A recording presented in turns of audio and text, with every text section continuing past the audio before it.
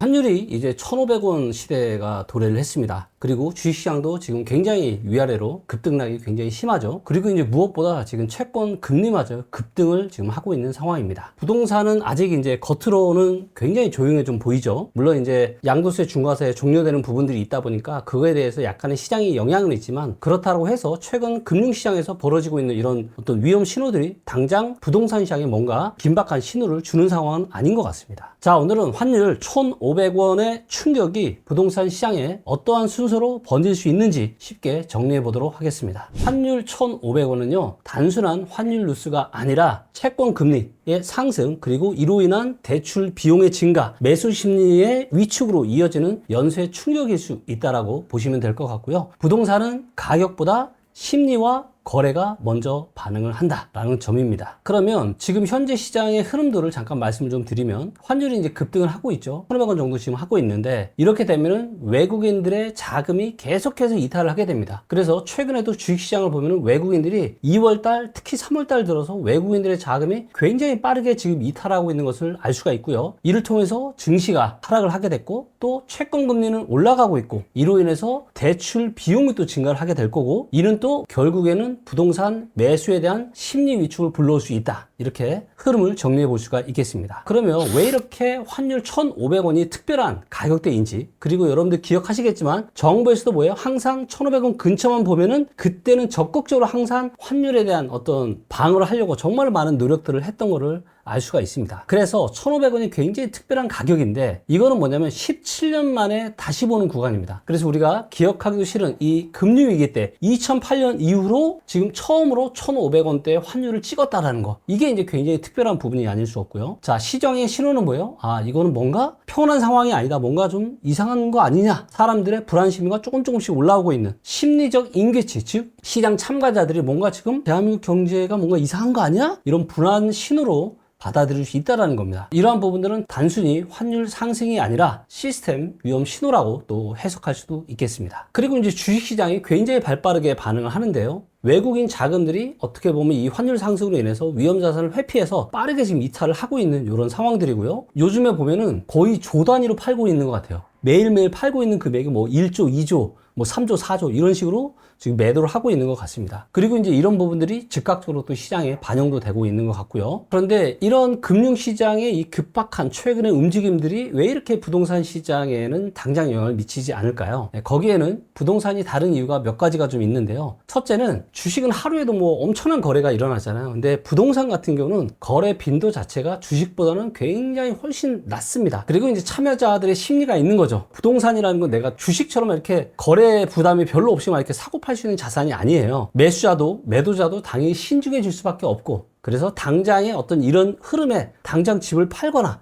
또 사거나 이러지는 않는다라는 거죠. 하지만 반응에 대한 순서가 있습니다. 먼저 사람들의 심리 상황이 바뀝니다. 그리고 이런 것들이 거래로 또 반영이 나타나게 되고 있고요. 그리고 나중에는 이게 가격에까지 반영이 되는 겁니다. 주식 같은 경우는 뭐 하루가 아니라 뭐 1시간, 뭐 10분 단위로도 막 가격이 엄청나게 바뀔 수 있는데, 부동산은 좀 다르죠. 그래서 최소한 수주에서 많게는 수개월 정도 가격 반영까지는 시간차가 좀 걸린다, 이렇게 좀 보시면 될 것 같고요. 그 다음에 최근에 채권 금리가 굉장히 급등을 하고 있는데, 이 부분은 제가 차트를 한번 보면서 잠깐 설명을 좀 드려보도록 할게요. 트레이딩 뷰 들어가서 본 한국의 이제 10년 채권 금리입니다. 최근에 이렇게 엄청나게 올라가고 있죠. 이게 월봉인데 지금 3월달에 이렇게 많이 올라간 거 보이세요? 그래서 한 4개월 전인 12월 초만 하더라도요 3.3 정도였습니다. 근데 지금 3.88이죠. 무려 0.5%가 증가한 거예요. 지금 4개월도 안 되는 시간에요. 근데 대표님 0.5%면 적은 거 아니에요? 0.5%면 작다라고 생각할 수 있는데 굉장히 많은 거죠. 왜냐하면 비율로 제가 따져볼게요. 단순히 수치가 아니라 불과 4개월 사이에 이 채권 금리가 몇 프로가 올랐냐? 18% 정도가 올랐습니다. 단순히 여러분들이 그냥 뭐 0.5% 올랐다, 이게 중요한 게 아니라 기존 대비해서 몇 퍼센트 상승을 했느냐, 이게 굉장히 중요한 거고, 또 채권 금리가 중요한 이유는 뭐예요? 대출 금리와 바로 직결이 되기 때문에 그렇습니다. 그러면 좀 더 자세한 내용을 살펴보도록 하겠습니다. 여러분들 먼저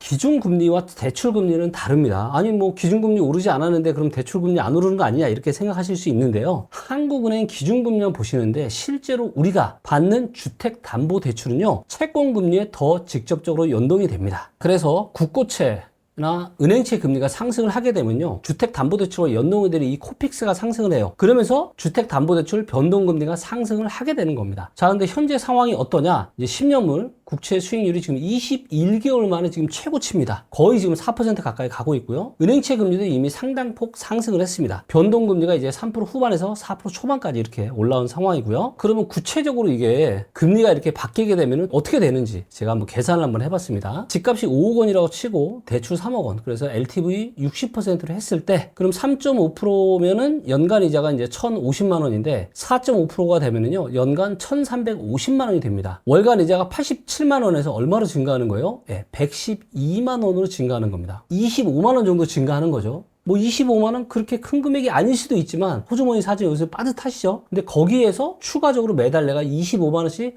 확정적으로 뭔가를 내야 된다? 굉장히 부담스러울 수 있죠. 그리고 이런 부분들이 계속해서 추이가 올라가게 된다라면은 대출 금리가 계속해서 올라갈 거예요, 앞으로. 0.5%의 금리 인상 영향이 결코 작지 않다라고 좀 보시면 될 것 같습니다. 그러면은 부동산은 이제 어떤 순서로 반응을 하게 될까요? 첫 번째가 바로 거시 충격에 대한 인식입니다. 그래서 환율이 급등하고 주식시장이 급락을 하고 또 채권금리 상승이 동시에 발생하는, 그러면서 이러한 일들이 벌어지면 뭔가 좀 이상한데? 라고 하는 이런 공감대가 형성이 되는 과정이고요. 그 다음 단계가 뭐냐? 바로 대출 비용이 증가를 하는, 체험을 하는 겁니다. 주담대 금리가 이제 4%를 넘고 내가 변동금리를 하고 있었는데 매월 은행에 납입하는 이자가 좀 올라가고 있네? 이런 것들이 느끼시게 되고, 그러면서 어떤 생각이 들어요? 현실적으로 내가 지금 매달 갚아나가고 있는 게 이게 감당 가능할까? 그리고 여기서 좀 더 올라가면 어떡하지? 질문까지 아마 스스로 하게 되실 거고요. 이러한 상황들이 만약에 계속해서 진행이 된다. 그럼 그 다음 단계는 뭐냐? 매수 심리가 위축이 되는 겁니다. 그래서 지금의 이 금리 상황이 혹시라도 4월 달까지 계속 진행이 된다. 매수 심리에 대한 위축까지도 지금 나타날 수가 있는 겁니다. 그래서 2단계가 되면 보통 계산이 막 복잡해지잖아요. 그래서 대부분의 사람들이 이제 관망하기로 좀 결정을 합니다. 중개소 상담도 당연히 고객이 감소를 하게 되겠죠. 그리고 이런 상황이 좀 더 지속이 된다. 이제는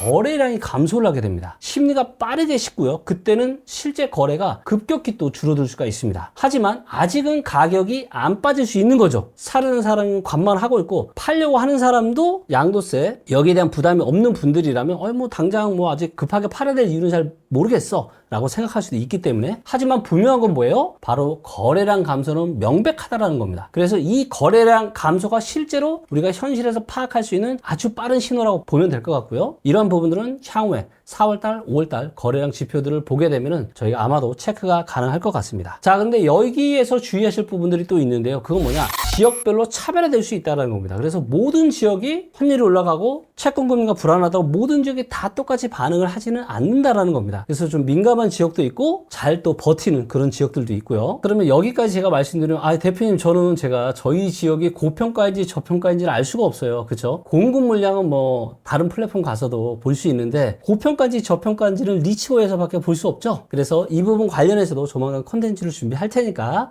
많이들 응원해 주시면 좋을 것 같습니다. 그러면 어떤 지역이 좀 더 민감하게 반응을 하는지, 그리고 어떤 지역이 잠깐 충격을 받더라도 금방 다시 또 가격이 회복되는지, 이 부분에 대해서 굉장히 다양한 요인들이 있습니다. 근데 일단은 여기서 제가 분석한 거는 뭐냐? 현재 가격에 대한 수준, 고평가인지 저평가인지, 그리고 향후에 공급이 많은지 적은지에 대한 부분들만 가지고 제가 잠깐 설명을 좀 드려볼게요. 자, 만약에 내가 살고 있는 지역의 아파트 가격이 본질가치 대비해서 PIR이나 소득 대비 아파트 가격이나 주택 구입 부담 지수가 굉장히 고평가되어 있다. 이런 상황에 향후에 공급까지 많다? 그러면 지금과 같은 금융 불안 시장 상황이 지속이 되면요, 가장 위험한 지역입니다. 그래서 여기는 고평가이기 때문에 당연히 살 사람도 별로 없는 상황인데 앞으로 공급까지 많다? 정말로 이거는 상당한 충격을 받을 수가 있고요. 그리고 두 번째 케이스, 고평가인데 향후에 공급이 부족합니다. 지금 서울 같은 지역이죠. 서울은 고가 지역은 매우 고평가지만 공급이 많지는 않습니다. 좀 부족한 상황이에요. 그래서 이런 지역은 이런 금융 불안 상황이 지속이 되면은 일시적인 충격이 올 수 있습니다.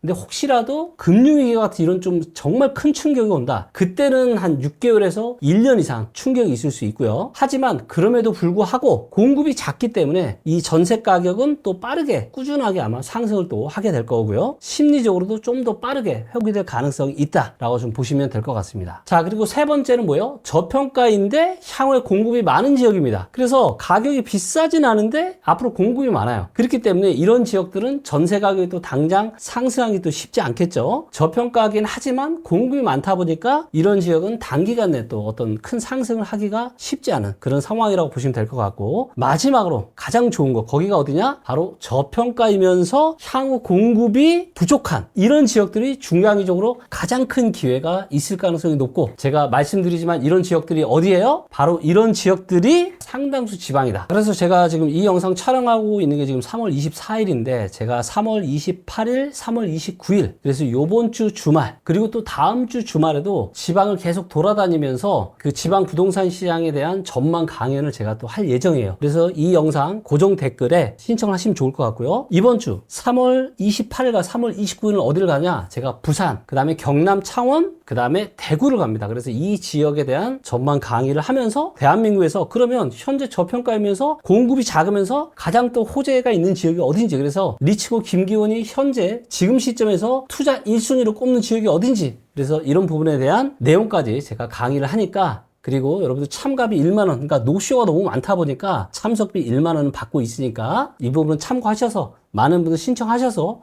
좋은 도움 받아가셨으면 좋겠습니다. 종합적으로 분석을 해보겠습니다. 그래서 가장 위험한 지역은 어디예요? 고평가이면서 공급이 과다인 지역. 가장 기회인 지역은 저평가이면서 공급이 작은 지역. 이렇게 해서 각 지역별 대응 가이드 만들어 놨으니까 참고하시면 될 것 같고요. 그러면 앞으로 어떻게 해야 되는지 이 부분에 대해서까지 제가 두 가지 시나리오를 가지고 말씀을 좀 드려보도록 하겠습니다. 첫 번째 시나리오는 뭐냐? 현재의 금융 불안 상황이 지속이 되거나 혹은 악화가 될 경우입니다. 그래서 이런 현상들이 3월뿐만이 아니라 4월, 5월에도 계속 악화가 된다. 채권 금리가 지속적으로 상승하고 환율 불안도 계속해서 이어지겠죠? 그러면서 글로벌 불확실성도 아마 심화가 될 겁니다. 그렇게 되면은 거래량이 굉장히 빠르게 줄어들 겁니다. 그리고 2, 3개월 정도 후부터는 가격에 대한 하방 압력이 또 시작이 될 가능성이 높고요. 그리고 두 번째 시나리오는 뭐냐? 바로 현재의 금융 불안 상황이 진정이 되는 경우입니다. 자, 이럴 경우에는 채권 금리도 안정화될 거고 환율도 다시 1,500원 밑으로 떨어져서 원화 강세가 돼서 아마도 한 1,400원 50원 밑으로도 떨어질 수 있는, 그래서 원화 가치가 회복이 될 수도 있는 이런 일이 벌어지는 경우입니다. 이렇게 될 경우에는 당연히 부동산 관련해서는 제한적인 어떤 심리 조정에 그냥 그치겠죠. 이게 심리에서 거래량으로 나타나는데 거래량까지 아마 가지 않을 거예요. 혹시라도 있다 하더라도 그 거래량 변화는 매우 작을 겁니다. 그래서 이 부분은 확인하시면 될 것 같고요. 그러면 정리를 해보도록 하겠습니다. 환율 1,500원 돌파는요, 단순한 환율 뉴스가 아닙니다. 여러분들, 채권 금리를 올리고 또 대출 비용을 올리고